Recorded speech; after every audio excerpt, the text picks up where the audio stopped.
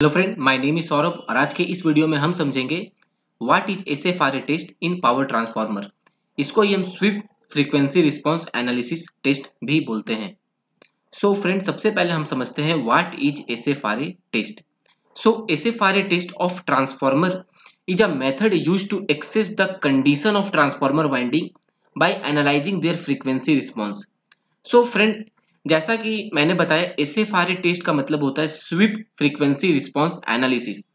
सो इस टेस्ट में हम किसी ट्रांसफार्मर के बुशिंग में फ्रीक्वेंसी अप्लाई करते हैं एंड रिस्पांस चेक करते हैं कि ट्रांसफार्मर का रिस्पांस क्या है, और उसके बेसिस पे हमें ट्रांसफार्मर का जो भी बुशिंग में हम एसएफआरए टेस्ट कर रहे हैं वहां पे हमें सिग्नेचर मिलते हैं, और वो सिग्नेचर को हम कंपेयर करते हैं with initial signature of the transformer SFRA test. तो उससे हमें समझ में आते हैं कि ट्रांसफार्मर के इंटरनल कनेक्शन या फिर इंटरनल वाइंडिंग में कुछ प्रॉब्लम है या नहीं। ये हम क्यों करते हैं, सबसे पहले भी हम ये समझते हैं। फ्रेंड, हम जानते हैं कि जब भी ट्रांसफार्मर किसी फैक्ट्री में बनते हैं, मे बी ये एबीबी के फैक्ट्री हो, सीजीएल के फैक्ट्री हो, सीमेंस के फैक्ट्री हो, कोई भी हो, तो वो फैक्ट्री साइट से मे बी 100 किलोमीटर 200 किलोमीटर दूर में होते हैं। तो जब भी ट्रांसफार्मर जब फैक्ट्री में बनते हैं वहां पर एसएफआरए टेस्ट होते हैं। फिर जब एसएफआरए टेस्ट फैक्ट्री में होते हैं तो वहां पर एसएफआरए टेस्ट के एक सिग्नेचर हमें मिल जाते हैं। देन फिर जब ट्रांसफार्मर जब फैक्ट्री से एक्सपोर्ट होके ट्रेलर पर लोड होके जब साइट पर आते हैं तो वहां पर काफी चांसेस होते हैं कि during the journey that transformer follow from factory to site, वहां पर ट्रांसफार्मर में मे बी कोई डैमेज हो सकते हैं, may be transformer due to कोई जर्क या फिर कोई भी प्रॉब्लम के कारण इंटरनल वाइंडिंग में प्रॉब्लम हो सकते हैं। तो जब ट्रांसफार्मर साइट पर आते हैं तो वहां पर अगेन हम एसएफआरए टेस्ट करते हैं, और ये एसएफआरए टेस्ट का रिजल्ट हम जो फैक्ट्री में किए वो हम कंपेयर करते हैं। तो यहाँ पर कोई प्रॉब्लम इनके नहीं होता है, तो हम ये इंश्योर कर सकते हैं कि जो कंडीशन जो ट्रांसफार्मर का फैक्ट्री में था वही कंडीशन जब ट्रांसफार्मर साइट पर पहुंचा वहां पर भी सेम कंडीशन है। सेकेंड, हम एसएफआरए टेस्ट कब करते हैं? हम जब भी ट्रांसफार्मर का रूटीन टेस्ट करते हैं तो वहां पर भी हम एसएफआरए टेस्ट करते हैं। थर्ड, जब ट्रांसफार्मर में कोई हैवी फॉल्ट होते हैं तो फॉल्ट के कारण ट्रांसफार्मर के वाइंडिंग में कुछ डैमेज हो सकते हैं, ट्रांसफार्मर के इंसुलेशन में भी कुछ डैमेज हो सकते हैं, तो वो भी हम एसएफआरए टेस्ट करके हम समझ सकते हैं। इनकेस अगर ट्रांसफार्मर में कुछ हैवी फॉल्ट हुए, सपोज 30 किलो एम्पियर ट्रांसफार्मर ने फॉल्ट फीड किया, तो इस हैवी करंट के कारण ट्रांसफार्मर के अंदर कोई भी अगर वाइंडिंग हो वहां पर कुछ अगर डैमेज हुए, इंसुलेशन में डैमेज हुए, अगर लीड में डैमेज हुए, तो हम एसएफआरए टेस्ट करेंगे, और हम अगर कंपेयर करेंगे जो साइट के जो एसएफआरए टेस्ट है इससे, और इसमें अगर कुछ डेविएशन आते हैं तो हम समझ सकते हैं कि ट्रांसफार्मर के इंटरनल में किस जोन में फॉल्ट है, किस जोन में प्रॉब्लम है। तो आई होप आपने एसएफआरए टेस्ट को डिटेल में समझा होगा कि हम एसएफआरए टेस्ट करने का पर्पस क्या है। अभी हम समझते हैं what we check from SFRA test. तो सबसे पहले एसएफआरए टेस्ट से हम लीड का जो कनेक्शन है वो हम समझते हैं कि जो भी लीड है, लाइक टैप, ट्रांसफार्मर के टैप के लीड है, बुशिंग के लीड है, वहां पर कोई लूज कनेक्शन तो नहीं है। जो भी आपके ट्रांसफार्मर के टैप के लीड है वो आपके सही से ट्रांसफार्मर के साथ कनेक्टेड है या फिर नहीं है, वो हम समझते हैं। Second, internal connection. तो ट्रांसफार्मर के जो भी इंटरनल कनेक्शन है वो भी हम एसएफआरए टेस्ट करके हम समझ सकते हैं। थर्ड है वाइंडिंग। अभी ट्रांसफार्मर में हम जानते हैं कि हर वाइंडिंग के बीच में पेपर इंसुलेशन होते हैं, तो कोई भी इंसुलेशन डैमेज हुए हैं या फिर वाइंडिंग में कोई फॉल्ट हुए हैं या फिर कोई भी वाइंडिंग डिटोरेट हुए हैं तो वो भी हम एसएफआरए टेस्ट करके समझ सकते हैं। नेक्स्ट है core and winding. Now transformer में जो फ्लक्स जनरेट होते हैं वो कोर में होते हैं। तो जो कोर और वाइंडिंग के बीच में जो गैप है जहां पर म्यूचुअल इंडक्शन होते हैं, तो वहां पर अगर कुछ प्रॉब्लम है तो वो भी हम एसएफआरए टेस्ट करके समझ सकते हैं। And last one is the main core. तो जो ट्रांसफार्मर के जो मेन कोर हैं वहां पर अगर कुछ प्रॉब्लम होते हैं, कोर में अगर कुछ कट जाते हैं, तो वो भी हम एसएफआरए टेस्ट करके समझ सकते हैं। अभी हम आगे फ्रेंड समझेंगे कि ये हम कैसे समझते हैं। एसएफआरए अगर हम टेस्ट करते हैं तो ये सारी चीजें हम उस रिजल्ट को देख के समझ सकते हैं। सो नेक्स्ट हम समझते हैं, अगर हमें एसएफआरए टेस्ट करना है तो हम कैसे करेंगे, प्रोसीजर क्या है, कनेक्शन क्या है, और क्या क्या प्रिकॉशन हमें रखने हैं। तो सबसे पहले एसएफआरए टेस्ट हम कैसे करते हैं। तो एसएफआरए टेस्ट में जैसा मैंने बताया, यहाँ पर हम फ्रीक्वेंसी अप्लाई करते हैं और हम यहाँ पर रिस्पॉन्स, जो कि हम उसे नॉइज भी बोल सकते हैं, उसे हम डेसिबल भी बोल सकते हैं, वो हम मेजर करते हैं और उससे हमें एसएफआरए में ग्राफ मिलते हैं। तो ये हम फ्रीक्वेंसी कैसे अप्लाई करते हैं, तो यहाँ पर हम 10 volt constant AC voltage apply करते हैं और variable frequency from 20 megahertz to 20 hertz frequency हम अप्लाई करते हैं। तो अगर आप एसएफआरए का कोई भी किट देखें, मे बी मेगर का आप लें, डोबल का लें या फिर कोई भी ले, वहां पर आपको तीन चीजें देखने को मिलेगी। First one is source, then reference, then measurement. So ये आप देख सकते हैं, ये किट का बेसिक डायग्राम है, इंटरनल बेसिक डायग्राम। सो यहाँ पर बेसिकली क्या होता है, सोर्स से हम 10 वोल्ट एसी वोल्टेज अप्लाई करते हैं। तो यहाँ पर हमने सोर्स से एसी वोल्टेज अप्लाई किया। देन रेफरेंस, तो जो हमने एसी वोल्टेज अप्लाई किया वो रेफरेंस में जाता है और यहाँ पर एक इनपुट वोल्टेज मेजर करता है। देन जो सेकेंड टर्मिनल है मेजरमेंट का, वो हम अदर बूस्टिंग में कनेक्ट करेंगे। देन अगर मैं वोल्टेज अप्लाई किया, यहाँ पर मेरा वाइंडिंग है, कोर है, तो यहाँ पर जो भी मेरा वोल्टेज अप्लाई हुआ, इंड्यूस हुआ, उसके अकॉर्डिंग क्या रिस्पॉन्स आया, वो रिस्पॉन्स हमें मेजरमेंट में मिलेंगे। देन ये मेरा आउटपुट होगा। तो ये इनपुट और आउटपुट को देख के हमें ग्राफ मिलते हैं एसएफआरए टेस्ट में।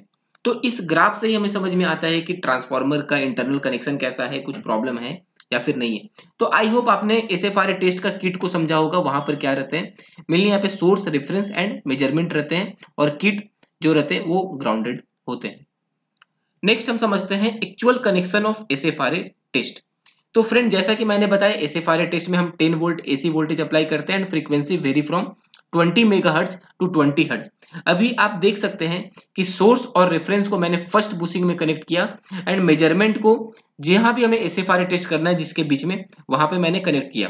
तो एसएफआरए टेस्ट के डिफरेंट मोड भी होते हैं, वो हम आगे देखेंगे। तो यहाँ पर एक प्रिकॉशनरी मेजर है फ्रेंड, जो क्योंकि हम यहाँ पे हाई फ्रीक्वेंसी अप्लाई कर रहे हैं और हमें रिस्पॉन्स देखना है, तो हमें एक चीज ध्यान यहाँ पर देना है कि जो भी आउटसाइडर इलेक्ट्रोमैग्नेटिक इंटरफेरेंस जितने भी हैं वो नल होने चाहिए और जो भी आउटर नॉइज है, बैकग्राउंड जो नॉइज है, वो भी जीरो होने चाहिए। तो ये करने के लिए हम क्या करते हैं, ये स्पेशल टाइप के केबल हैं जहाँ पे हाई फ्रीक्वेंसी हम अप्लाई करते हैं। तो ये केबल में सील्ड होते हैं। आप अगर कोई भी केबल को देखेंगे तो वहां पर एक मेटेलिक सील्ड होते हैं। तो वो सील्ड को हमें जो भी शॉर्टेस्ट ग्राउंड पाथ है वहां पे हमें ग्राउंड करना है। जैसे आप देख सकते हैं ये सील्ड यहाँ से हमने जो बुशिंग के जो क्लैंप है जहां पर हम एसएफआरए टेस्ट करें उसे हम ग्राउंड कर दिए। सेम वैसे आप यहाँ पे देखेंगे तो यहाँ पे सील्ड को ऐसे करके यहाँ पे ग्राउंड कर देना है। तो ये काफी इंपॉर्टेंट है। ये अगर हम नहीं करेंगे तो due to external noise, due to electromagnetic interference, हमें एसएफआरए का जो रिजल्ट है वो सही से नहीं आएंगे। आप एक्चुअल कनेक्शन यहाँ पर देख सकते हैं। ये हमारा ट्रांसफार्मर का बुशिंग है। ये जो 1 है वो लीड कनेक्शन है, 2 है केबल सील्ड जिसे हमने यहाँ पर फ्रॉम एक्सटेंशन ब्रेड केबल के थ्रू हमने यहाँ पर ग्राउंड कर दिया। So this is very important precaution to take in the SFRA test. So I hope आपने एसएफआरए टेस्ट का एक्चुअल जो कनेक्शन है वो कैसे करते हैं वो आपने समझा होगा। नेक्स्ट हम समझते हैं एसएफआरए टेस्ट मोड। सी फ्रेंड, एसएफआरए टेस्ट अगर हम किसी ट्रांसफार्मर का करते हैं तो हमें डिफरेंट डिफरेंट मोड में करना पड़ेगा। लाइक आप देख सकते हैं, सपोज यहाँ पे 2 वाइंडिंग ट्रांसफार्मर है DYN11। तो DYN11 का अगर हमें एसएफआरए टेस्ट करना है तो इसके टोटल 15 कॉन्फ़िगरेशन बनेंगे। ये 15 कॉन्फ़िगरेशन कैसे बनेंगे ये अभी हम समझते हैं। तो सपोज ये हमारा वेक्टर ग्रुप है DYN11 ट्रांसफार्मर का। तो सबसे पहला जो बनेंगे वो हमें सारा जो टर्मिनल है 1U 1V 1W ये मेरा प्राइमरी है, 2U 2V 2W ये सेकेंडरी है and 2N is the neutral. तो ये सभी को ओपन रखना है और सबसे पहला 1U 1V। 1U 1V का मतलब क्या हो गया कि जो सोर्स और रेफरेंस है वो 1U में रहेंगे और जो मेजरमेंट है वो हमें 1V से करना है। तो ये मेरा पहला मोड हो गया ट्रांसफार्मर का SFRA टेस्ट करने का। देन क्या है, सेम वैसे 1V 1W, डेट मीन्स कि मेरा 1V में मेरा सोर्स और रेफरेंस रहेंगे एंड W में मेजरमेंट रहेंगे। सेम वैसे 1W 1U। देन अभी हमें क्या करना है कि LV सॉर्ट कर देना है। सो अभी हमें सेकेंड क्या करना है, LV सॉर्ट करना है। Then again 1U 1V। So again जो सोर्स और रेफरेंस 1U में रहेंगे और 1V में मेजरमेंट रहेंगे, देन फिर हमें ग्राफ मिलेंगे। सेम वैसे 1V 1W and 1W 1U में करना है। देन उसके बाद 2U 2N हो गया, तो 2U एंड 2N में करना है। तो 2U में मेरा सोर्स एंड रेफरेंस रहेंगे एंड 2N में मेजरमेंट रहेंगे एंड ऑल ओपन, तो सभी मेरा वाइंडिंग ओपन रहेंगे। सेम वैसे 2V 2N का ग्राफ आएगा, सेम वैसे 2W 2N का आएगा। सेम वैसे फिर अभी हमें HV सॉर्ट करना है और फिर से हमें वो टेस्ट को रिपीट करना है 2U 2N 2V 2N 2W 2N। Then ये करने के बाद फिर जो लास्ट कॉन्फ़िगरेशन बचता है 1U 2U। सो 1U में मेरा सोर्स एंड रेफरेंस रहेंगे एंड 2U में मेरा मेजरमेंट रहेंगे, सभी ओपन रहेंगे। Then 1V 2V then 1W 2W। सो अगर हम 2 वाइंडिंग ट्रांसफार्मर देखें तो 15 मोड बनते हैं SFRA टेस्ट करने के। सो सेम वैसे अगर 3 वाइंडिंग ट्रांसफार्मर या फिर ऑटो ट्रांसफार्मर है तो उसमें भी हमें मोड सेलेक्ट देखना पड़ेगा कि कौन कौन से मोड में हमें SFRA टेस्ट करेंगे कि मेरा जो भी वाइंडिंग है, जो भी मेरा कोर है, सभी मेरे उसमें कवर हो जाने चाहिए। सो आई होप आपने SFRA टेस्ट का टेस्ट मोड को समझा होगा। अभी हम समझते हैं कि अभी हमने SFRA टेस्ट किया तो उसका रिजल्ट कैसे आते हैं। तो फ्रेंड जैसा कि मैंने बताया, SFRA टेस्ट में हमें सिग्नेचर मिलते हैं between frequency and response in decibel. So friend अगर हम SFRA टेस्ट करें उसका हमें सिग्नेचर मिलेगा, तो हम सिग्नेचर को देख के ट्रांसफार्मर में क्या फॉल्ट है, क्या प्रॉब्लम है, उसका हम कोई भी प्रिडिक्शन नहीं कर सकते हैं अनटिल एंड अनलेस हमें SFRA का सिग्नेचर मेरे को फर्स्ट जब साइट पर जब ट्रांसफार्मर कमिश्निंग हुआ है उसका सिग्नेचर जब तक हमें पता नहीं है। तो अगर हम सिग्नेचर को देखें तो यहाँ पर सपोज कि ये ट्रांसफार्मर है, यहाँ पे हमने SFRA टेस्ट किया जहाँ पे हमने पहला में सोर्स एंड रेफरेंस रखा और जो सेकेंड लीड है अदर बुशिंग का उसमें हमने मेजरमेंट को रखा।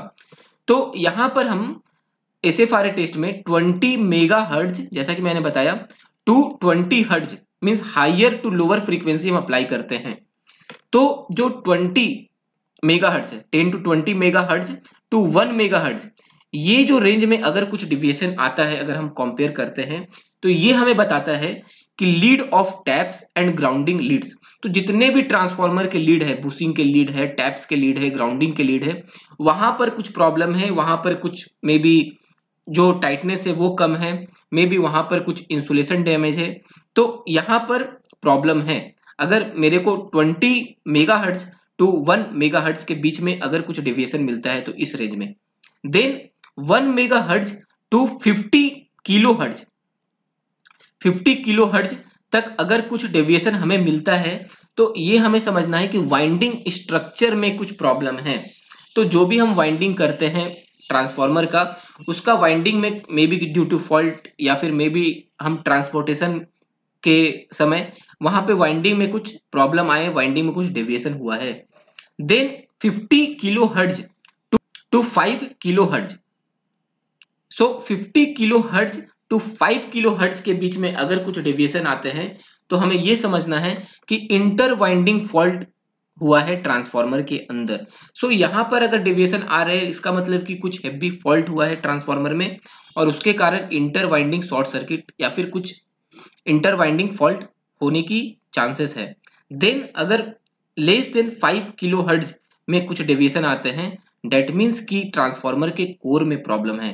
सो जो ट्रांसफार्मर के कोर है वहां पर कुछ प्रॉब्लम है, तो हमें ये हम देख के बता सकते हैं। नाउ अगर हमें टेस्ट को कंपेयर करना है, जैसा कि मैंने बताया SFRA टेस्ट करके अगर हमें कुछ हम बता नहीं सकते जब तक हमें SFRA टेस्ट का प्रीवियस रिजल्ट हमें पता ना हो। So SFRA test is just a comparison test, जो हम जो साइट पे जो फर्स्ट टाइम जो साइट पे जब ट्रांसफार्मर कमिश्निंग हुआ है वहां पर जो ट्रांसफार्मर के SFRA टेस्ट हुए हैं और जब भी हम 5 साल 10 साल बाद जब SFRA टेस्ट करते हैं वो दोनों ग्राफ को कंपेयर करते हैं। सो दोनों ग्राफ एक दूसरे पे सुपरिम्पोज होने चाहिए। अगर इनकेस अगर कोई डिविएशन आता है, फॉर एग्जांपल यहाँ पर अगर एसएफआरए टेस्ट का है और यहाँ पर ऐसे करके कुछ डिविएशन आता है, तो इसका मतलब क्या हो गया कि जो वाइंडिंग है ट्रांसफार्मर के उसमें प्रॉब्लम है। अगर सपोज इस केस में डिविएशन आता है इस तरह से, तो इसका मतलब क्या हो गया, इंटर वाइंडिंग फॉल्ट है। अगर कोर में डिविएशन आता है इस तरह से, दैट मीन्स कि कोर रीजन में कुछ प्रॉब्लम है। So friend, that's all about this video. I hope आपने एसएफआरए टेस्ट को अच्छे से समझा होगा। So if you have any doubt you can ask in the comment section. If you like the video please like, share and subscribe. Thank you.